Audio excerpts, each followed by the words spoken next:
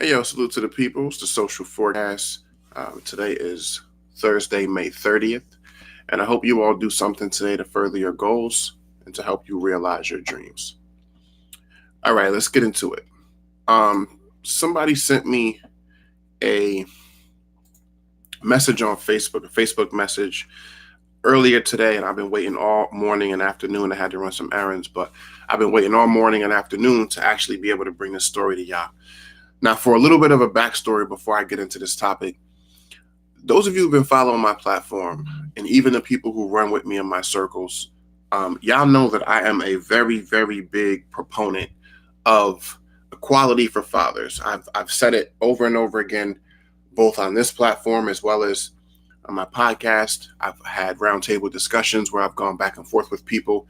And it always seems to be when I go back and forth with women on this topic, um, I'm always made to feel like my loyalties are misplaced or that I incorrectly judge the majority of men as fathers because those who know me well know that I'm, a good father and that I put everything that I have into being that and to raising my kids and making sure that they know that they have a father who loves them and who will do anything for them. Um, but a lot of my closest friends and the people in my circle always tell me that I kind of see the world through the eyes of how I am rather than how other people are. And that's not to say that those people aren't necessarily right when it comes to that, but any struggle, any movement requires a vision. Just the civil rights movement was people during a certain time fighting for rights that they felt they were deserving of and owed as United States citizens just as much as anyone else from other colors and nationalities. But it's been a ripple through time. The LGBTQ movement was a movement started by few who had a vision that one day an entire community of people would be looked at as no different than anyone else and have the same rights as everyone else. The feminist movement, the Me Too movement, the Black Lives Matter movement, any other movement that you could think about started from a chain of events that motivated people to want to do more to create a better future for that community, for that group, for that uh, population of people. And it never just benefits the group, it benefits humanity on a larger scale because a win for a cause, when that cause is human rights, equal rights, um, whatever other rights that you could think of, privileges and liberties that we should all have as a birthright, it affects the world on a larger scale. There once was a time when children were taught not to play with people who didn't look like them and come from the same places as them. There was a time when, if you had separate water fountains, depending on what your skin color was. And now we're fast approaching, if we're not already there, a complete population on this planet where the generations coming up now are colorblind. They are they don't see gender. They don't care what you look like, where you come from, what language you speak. If you got a cool vibe, they rock with you. I believe my generation started that, and it's just being taken to the next level. So while I do agree that there are too many, I won't say the majority, but too many, because one is too many fathers out there who don't take their position and their title as a father seriously. Far more of us do. And for far too long, we have been treated by the system, by society, by people in everyday conversations as auxiliary parents. It's always often looked at as fathers not being as qualified as mothers. It's always often looked at, how the fuck do I turn off this sound? It's often always looked at as fathers not being as important to the nurturing and the well being of the child. It's been too long um, treated as,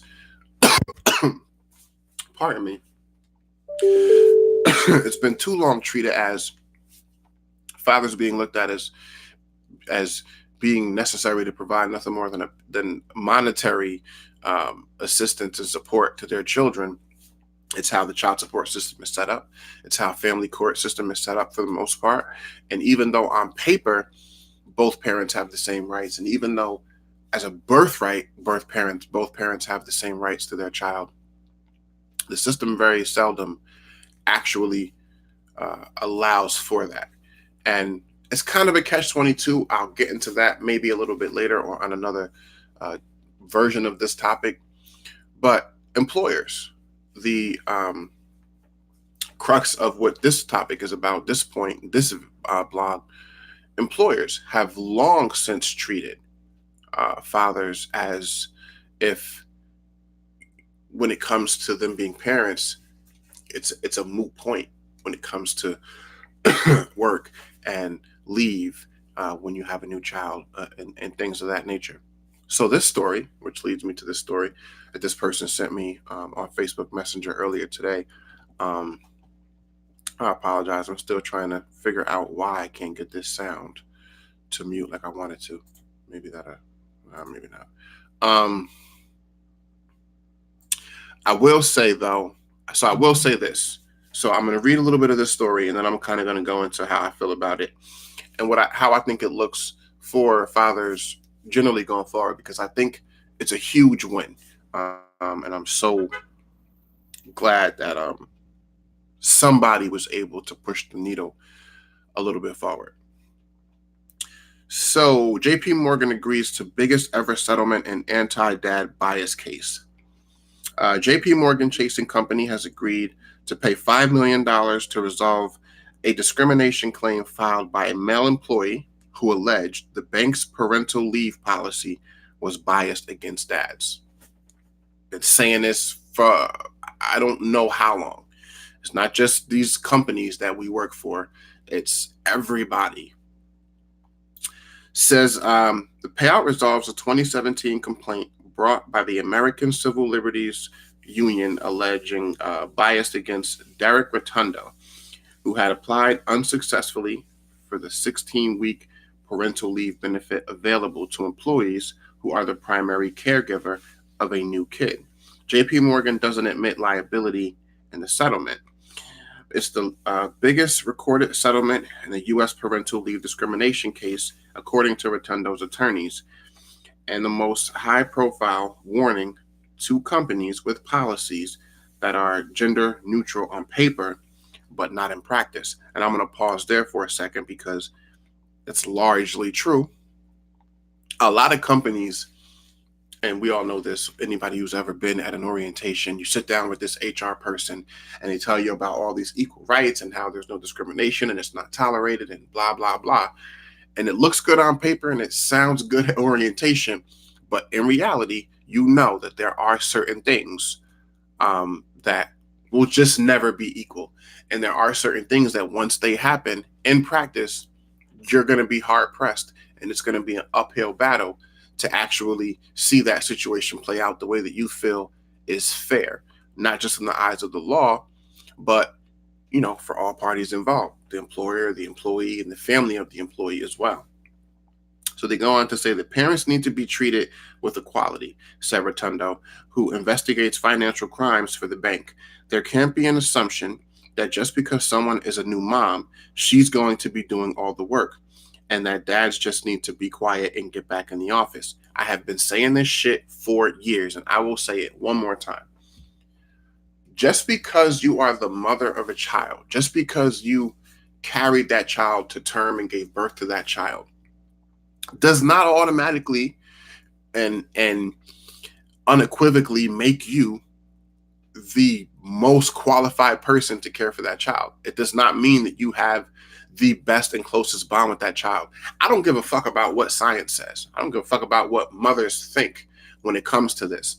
Just because the child comes out of your body does not mean that your bond with that child is going to be any better or any more spiritually or mentally or physically connected than mine.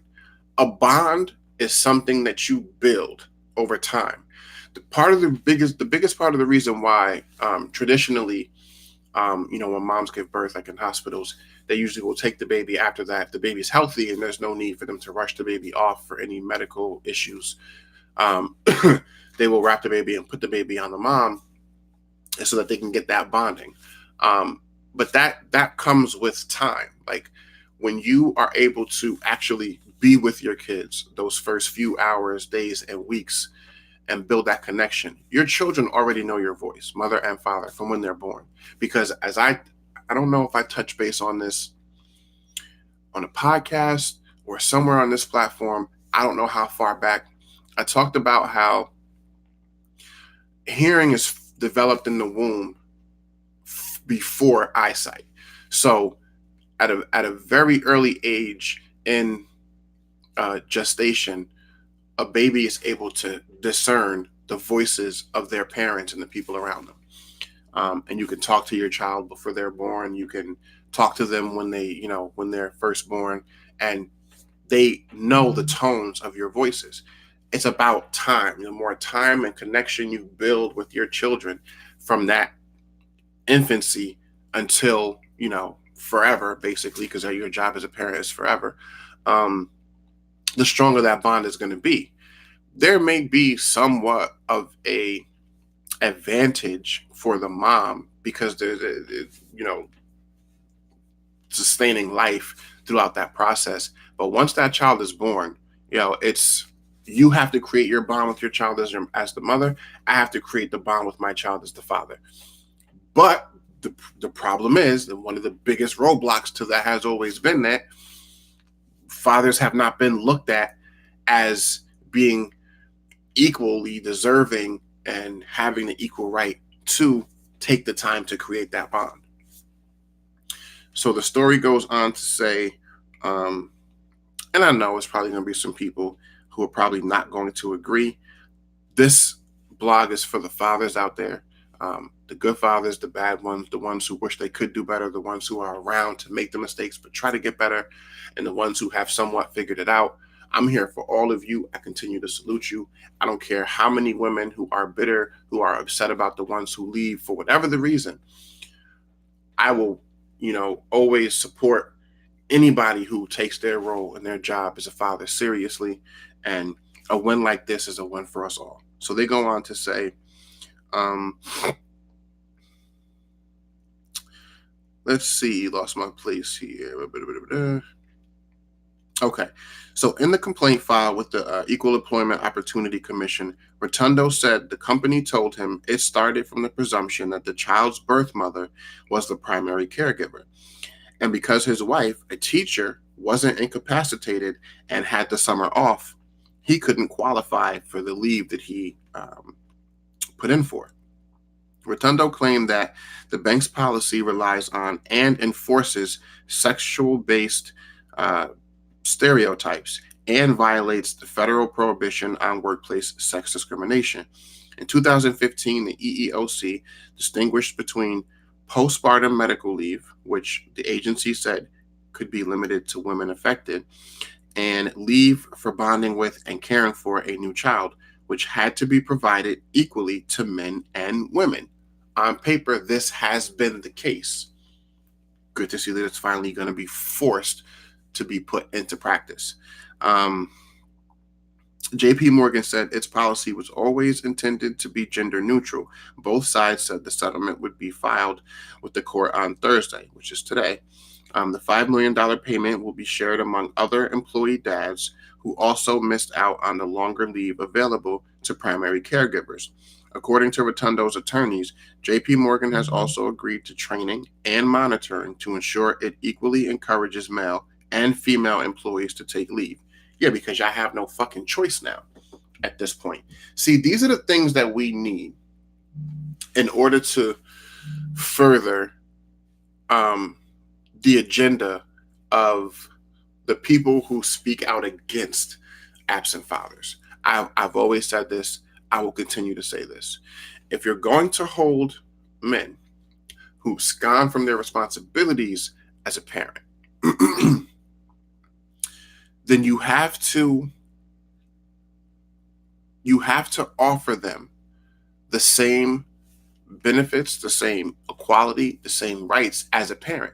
You can't just hold someone accountable for something, but not be willing to extend to them the rights and the privileges and the things that go along with being that thing that you hold them accountable for not being. It can't just be, well, you're responsible for this thing, you need to do this thing, but at the same time, we're not going to extend to you the same rights that we will to the mother.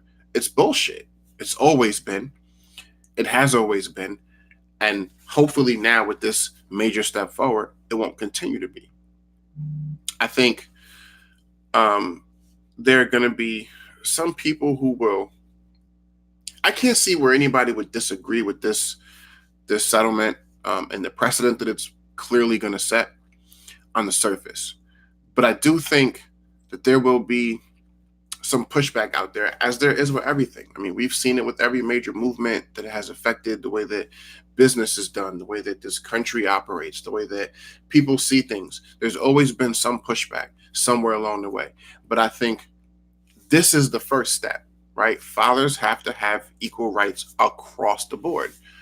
There was I touched on a topic a few weeks back of some new laws that are being proposed and being put in to legislation in certain states about abortion and when a baby is going to be considered no longer a fetus, and when does the heartbeat first detected, and when abortions will be legal versus not. And obviously that was controversial and rightfully so. But I have always said fathers should have the right to be able to have their child be brought into the world without it just being just only strictly the mother's choice. And for that, I got crazy backlash because of it's a woman's body and all these different things. Fathers have to have equal rights. Half your child, half my child. We came together to create this child. Without one part of that recipe, there's no child developed. That's just nature. That's how it works. So if it takes two to create one, then we both should have equal rights to that one. Nobody should have a outranking decision over the other because of anything. I don't care what that is. You know, people talk about the mom carrying the child.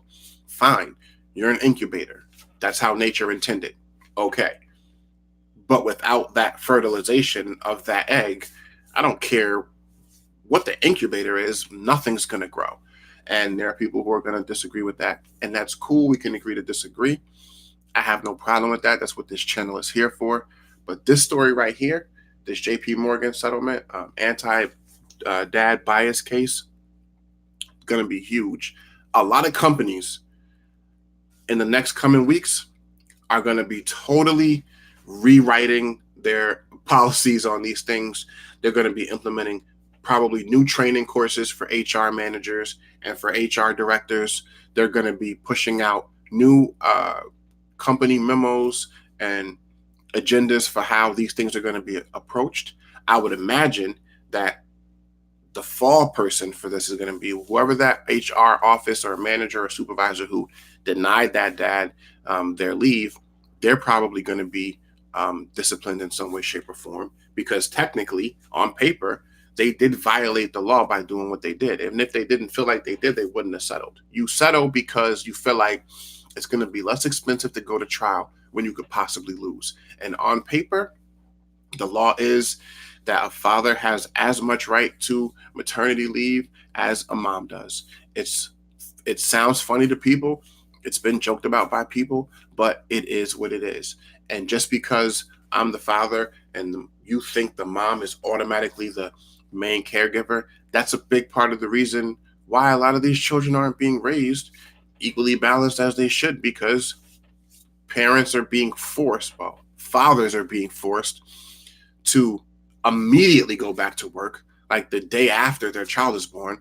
And mothers, I'm going to shout you out to, aren't given enough time to be home and bond with their children. It's a fucked up situation. And I understand, you got to work to be able to sustain your family. But at the same time, it's about, being able to raise your family right, have your children be healthy, and have everybody have a good work-life balance, which a lot of these companies are trying to get away from. And so it's good to see that people are actually fighting back, because believe it or not, this ruling, this settlement, this case, the precedence that it's going to set is going to spill far beyond just this case and just cases like this. It's going to fly right in the face of companies who are trying to slowly dwindle away the work-life balance that is supposed to be important, not just to the employee, to their families, but it should be important to every company, because happy employees, healthy employees with a healthy work-life balance are better employees, which means you will have happier customers, which means you will have a higher client and customer retention, which means you would have a higher profit baseline for your company. And all those things translate into a more successful business. And shout out to this father, Rotundo, this individual who saw an uphill battle but decided to fight back. I salute you. Salute to the person who sent me this link to this story. I'm going to put the link in the description box of this video so y'all can go check it out. Like, comment, and subscribe, and comment and let me know what y'all think about this story. I support all fathers because I believe that there's going to come a day when, we're going to see the same wins, the same success, and the movement that I've been a proponent of, and I'm happy that we're starting this, as the LGBTQ movement, as the Me Too movement, as the feminist movement, as every other movement. I saw there was a story posted on Facebook a few days ago about New York issuing a law now that all businesses open to the public that are pre-existing but are going to be remodeling have to install baby changing stations into the men's rooms of these buildings because they have not been there. And all new construction has to install baby changing tables and stations in the men's rooms of these establishments. It's not just mothers who change diapers, and dads are finally starting to fight back and be like, listen, the fuck is going on here? Y'all want to drag us through the mud. Y'all want to put us on child support. Y'all want to call us deadbeats because we leave the mom. Y'all want to act like it's our fault when the mom doesn't want to let us see our children. Okay. Y'all want to put all this stipulation and responsibility on us and then drag us through the mud when you and the system feels like we're not living up to our responsibilities? Cool. Then give us the same tools, give us the same rights, afford us with the same privileges that moms get. And I'm happy that dads are finally standing up and saying, listen, since y'all don't want to give it to us, we're going to take it. And salute to New York for actually putting that into legislation. And more cities and states across this whole country need to follow suit. I don't pretend to know everything. I just know what I know. Like, comment, and subscribe. Y'all know me, man. I'll see you on the next one. Peace and love.